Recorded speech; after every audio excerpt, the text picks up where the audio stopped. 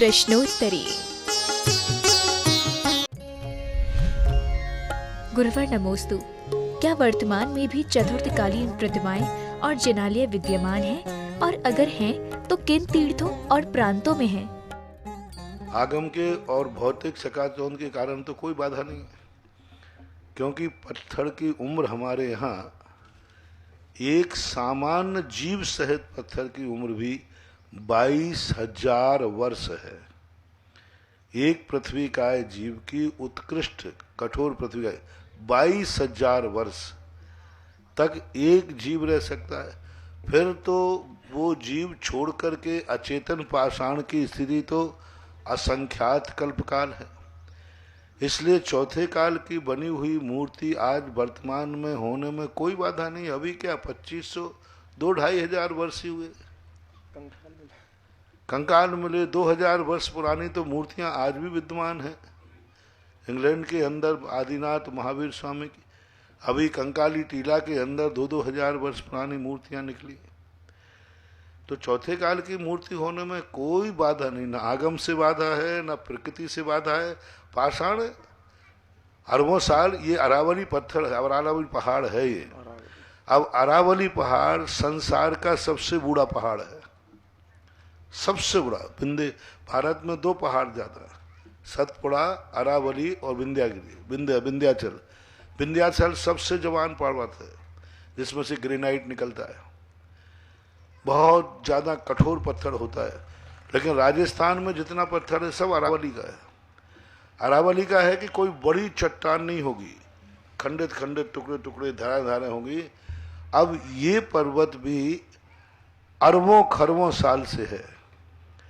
तो अब यही पाषाण तो यहाँ है। अकेले पाषाण का तुमने आकार ही तो बदला है। एक चट्टान पहाड़ में अरबों खरबों साल तक रह सकती है, तो उसी चट्टान के टुकड़े को तुमने पत्थर पना तो नष्ट नहीं किया ना। मात पत्थर को क्या दिया है? एक शेप ही दिया है, आकार ही तो दिया है। तो कोई आगम से बाधा नहीं है, इतने सालों तक पाषाण रह सकता है। जब ओरिजिनल पहाड़ में पत्थर रह रहे हैं अरबों साल से, एक पत्थर को निकाल कर तुमने मूर्ति बना दी, रह सकता है। निर्णय करने वाली बात है। अब हम निर्णय नहीं कर पा रहे हैं, कैसे निर्णय करें? आर्कोलॉजी वाले कोई अवधिज्ञानी नहीं है, उनका एक थोड़ा सा सिस्टम है, अनुमान से 100% तो वो भी नहीं कह सकते। निर्णय करना है कि ये चौथे काल का है कि नहीं, लेकिन चतुर्थकालीन मूर्तियां रहने में कोई बाधा नहीं है, रह सकती हैं।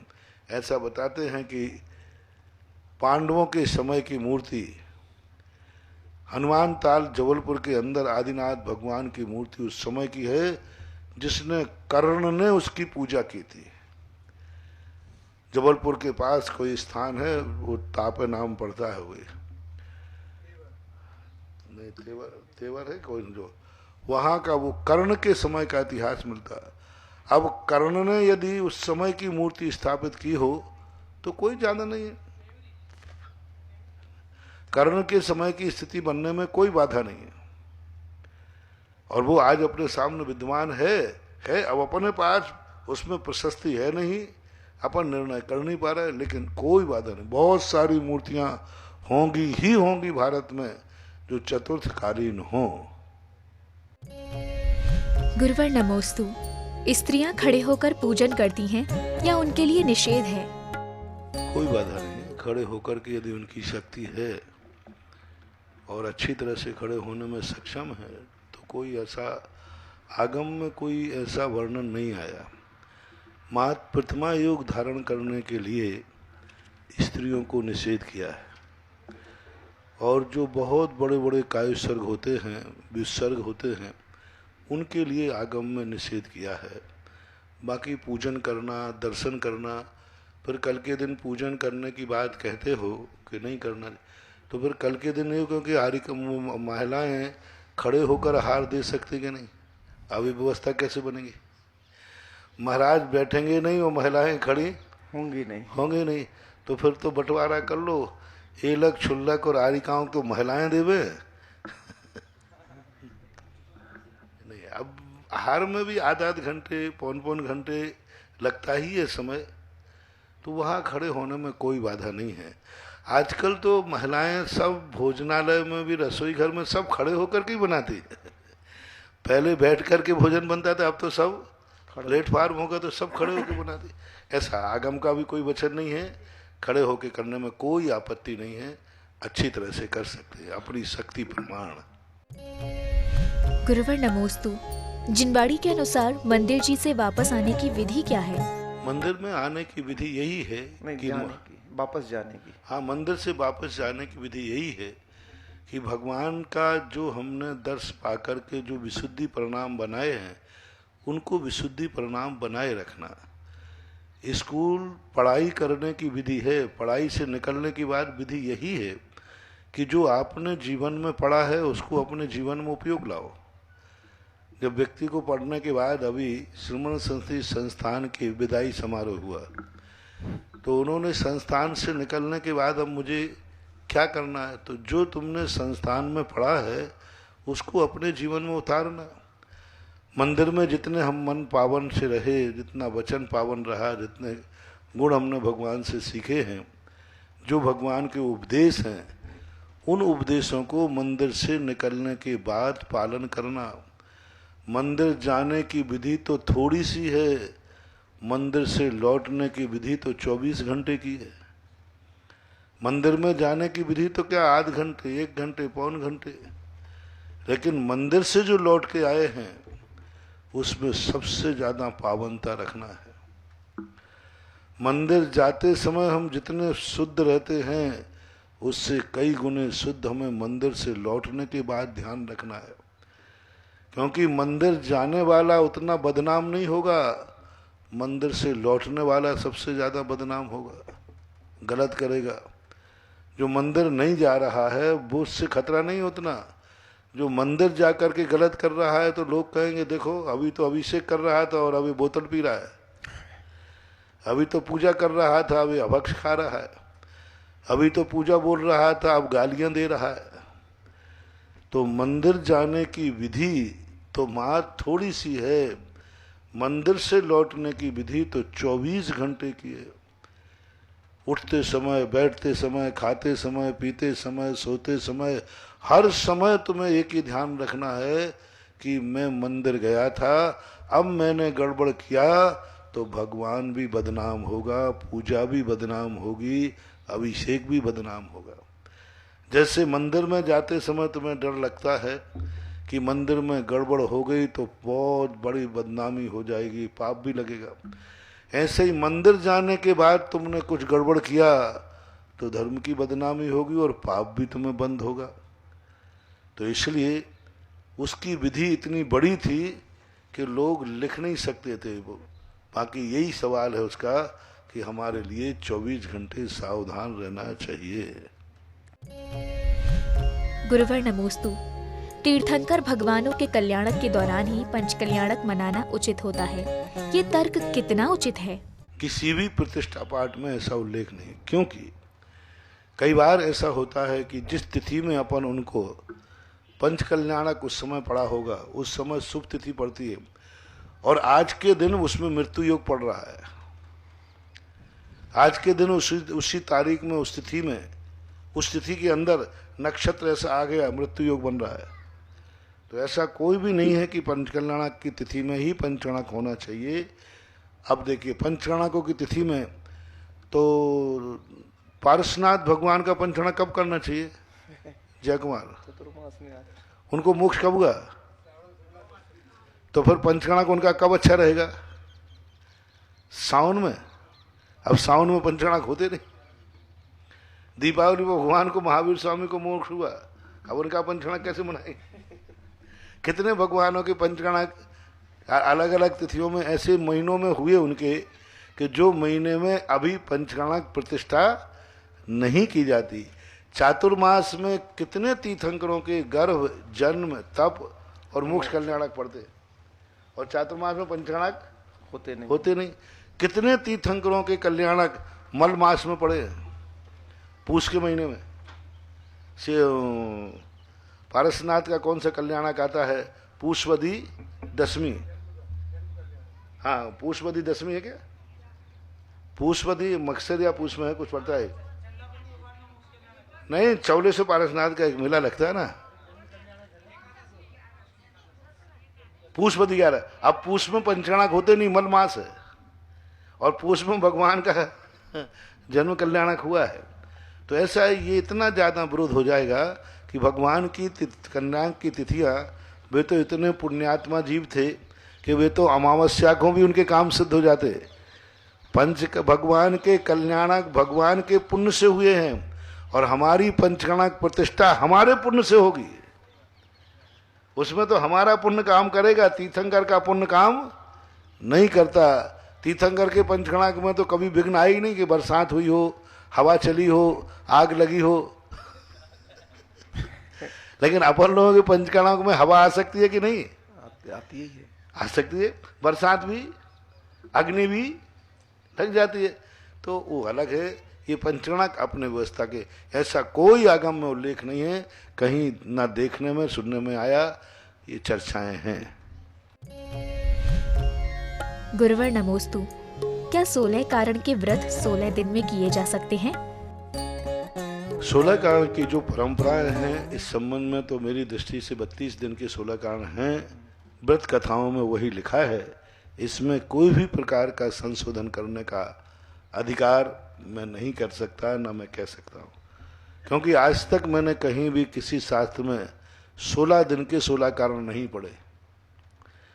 जितने भी व्रत कथा विधान हैं, सब में 32 दिन के ही 16 कारण होते हैं। अतः मेरी दृष्टि से आगम में इसमें जिसमें अपने ज्ञान की गति नहीं, कोई बात नहीं बनती, तो हमें यथावत स्वीकार करना चाहिए। गुरुवर नमोस्तु। अशोक वाटिका में सीता जी ने हनुमान के साथ जाने को मना कर दिया था, और वही सीता जी जब श्री राम के द्वारा वन में छोड़ी गई, तब वज्रजंग के निवेदन पर वह उनके साथ चली गई। इसका क्या कारण था? एक बार धोखा खाने के बाद व्यक्ति दूसरे के साथ भी धोखा खाए क्या? हो सकता है कि रावण सीता का सोच कितना बड़ा था कि रावण के यहाँ तो मैं सुरक्षित हूं, क्योंकि रावण जब तक मुझे नहीं छुएगा, जब तक मेरी इच्छा नहीं होगी। रावण का क्या नियम था? रावण ने कह भी दिया था, जब तक तुम नहीं चाहोगे मैं नहीं छूंगा, तो फिर भी सुरक्षित है, क्योंकि। लेकिन हनुमान जी हैं, क्या पता किस रूप में परिणति हो जाए, क्या पता मुद्रिका कैसे लाए हो। क्या मुद्रिका चोरी करके नहीं लाई जा सकती? क्या होता नहीं ऐसा कि दूसरे की वस्तु दिखा करके लोग चोरी कर ले जाते हैं? क्या पता किस रूप में कैसे आए हैं। मुद्रिका दिखा रहा है, मुद्रिका चोरी करके लाए हो, मुद्रिका कहीं से प्राप्त कर ली हो, मुद्रिका नकली भी हुबहू बना सकते हैं, और एक नया संकट मोड़ लेकर के और विपदा में डाले। अब रही बात, जिस समय वहां पर हनुमान जी के बाद जब वनवास के समय भेजा गया, वो उनके मामा थे, वो रिश्तेदार थे, परिचित थे, जानकार थे, इसलिए चले गए उनको। जब रिश्तेदारी है, उनका कोई मामा रिश्तेदारी निकली उनकी मामा के यहाँ जाकर के, तो वहां जब लव कुश वहां पले अपने मामा के यहाँ, तो रिश्तेदारी में जाने में कोई बाधा नहीं थी। अब हनुमान से कोई रिश्तेदारी तो थी नहीं।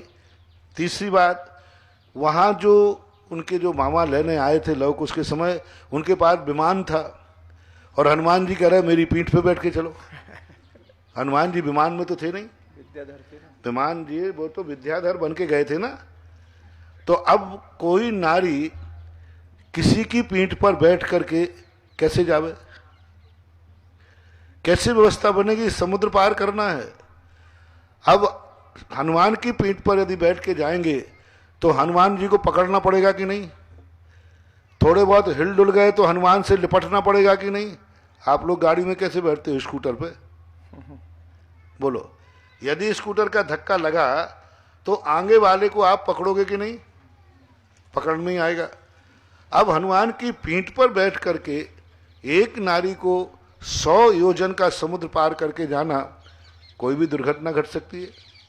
हनुमान को पकड़ना पड़ेगा, कहीं कोई बात आ जाए, राक्षसों से भरा हुआ, संकटों से भरा हुआ समुद्र है, कोई युद्ध हो गया, कोई व्यंतर आदि देवना ने युद्ध कर दिया, हनुमान को कई रास्ते में युद्ध भी करना पड़े। तो उस समय सीता कहाँ करेगी? या तो हनुमान को पकड़ के लिपटेगी। कितने सारे दुर्घटनाएं घट सकती थी। सती बहुत विदेही थी, जनक की पुत्री थी, बहुत दूरगामी सोच करके हनुमान के साथ जाने को मना किया। सबसे बड़ी निडरता सीता इसलिए थी कि हनुमान रावण की, वो जानती थी कि रावण की प्रतिज्ञा है कि वो मेरी इच्छा के बिना मुझे छुएगा नहीं। तो इस प्रतिज्ञा के कारण से निश्चिंत थी कि कम से कम यहाँ मेरे साथ कोई बलात्कार नहीं हो सकता। और रास्ते के अंदर बहुत सारी बातें, नाना प्रकार के लोग, अपवाद, इतने में तो अपवाद उड़ गए और कंधे पे बैठ के आती तो पता नहीं क्या होता है। अशोक वाटिका में रह करके ही तो लोगों ने क्या क्या कहा सबको मालूम है। और यदि वो हनुमान जी के ऊपर बैठ के और आ जाती तो पता नहीं ये संसार क्या करता। बहुत बड़ी बात थी दूरगामी। और उन्होंने ये भी जान लिया था कि हनुमान जी यदि सही राम का पता लेके आए हैं तो रामचंद्र जी यहाँ आए बिना नहीं रहेंगे। तो इस प्रकार की बहुत सारी बातें जब मनोवैज्ञानिक ढंग से सोचो तो सीता का निर्णय उचित था। गुरुवर नमोस्तु। गुरु का अपमान करने पर क्या फल होता है और पंच परमागम का तात्पर्य क्या है? गुरु के अपमान करने का फल, राजा शरणक की कहानी पढ़ लो। और उस गुरु से कपट, मित्र से चोरी, या हो निर्धन या हो कुड़ी। लेकिन गुरु हो तो, गुरु का अर्थ ध्यान रखना, गुरु हो तो, गुरु भेषी हो तो नहीं। गुरु भेषी का अपमान करने में कोई पाप नहीं है, करना ही चाहिए।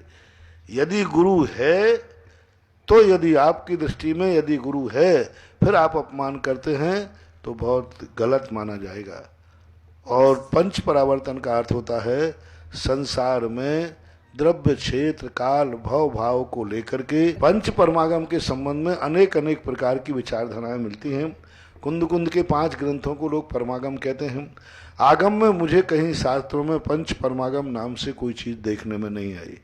वर्तमान में पंच परमागम का शब्द चलता है तो कोई अनेक अनेक प्रकार से अर्थ लेते हैं। गुरुवर नमोस्तु।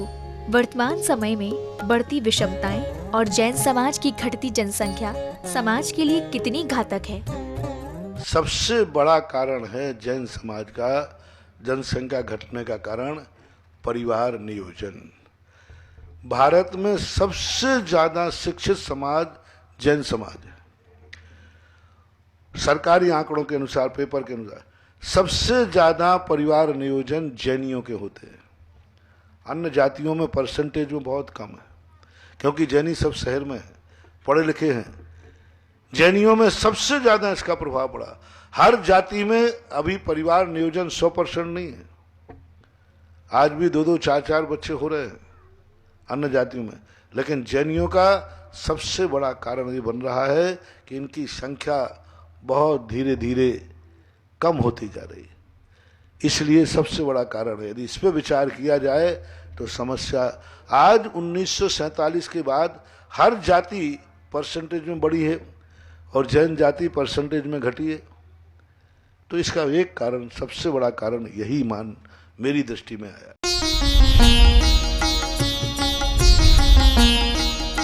सुधा प्रश्नोत्तरी।